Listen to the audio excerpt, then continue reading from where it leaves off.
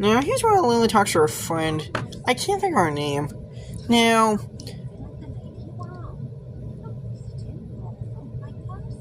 Lily's supposed to be a princess, but she's a princess, but you don't know where kind of her kingdom looks like. You don't see much outside the forest.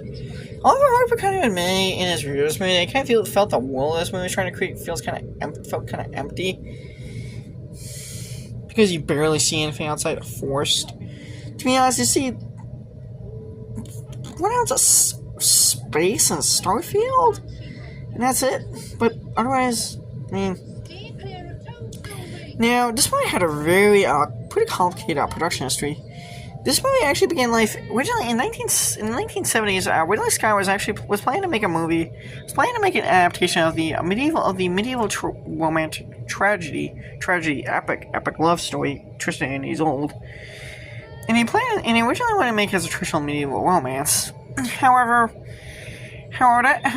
Ridley Scott then saw Star Wars and decided to turn it into a science fantasy film, but being set on another planet in a dragon-like creature that turned out to be a missile complex in a kind of armored techno samurai-like warrior.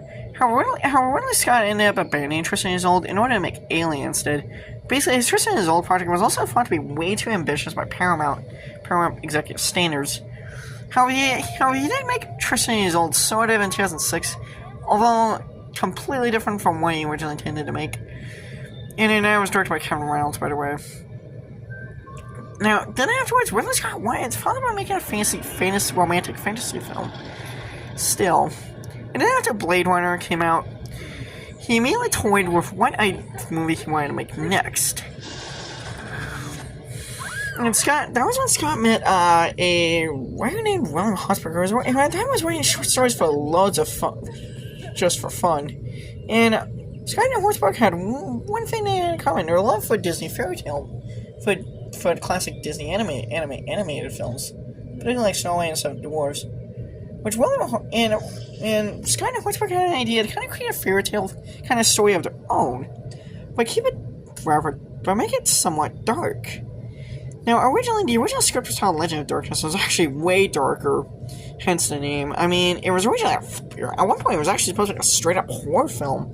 Darkness was a way more sadistic villain, who actually raped Lily. And there was actually some really disturbing violence, such as Darkness actually killing people, and I think draining their souls, or eating their body parts.